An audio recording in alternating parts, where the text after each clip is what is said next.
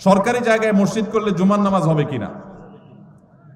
সরকারি জায়গায় যদি মসজিদ করেন জুমার নামাজ হবে কিনা? উত্তর হলো জুমার নামাজ তো হয়ে যাবে, কিন্তু সরকারি জায়গা মসজিদ বানাবার জন্য আপনি অবশ্যই যথাযথ কর্তৃপক্ষের অনুমতি নেবেন, নিয়মতান্ত্রিক ভাবে মসজিদ করবেন।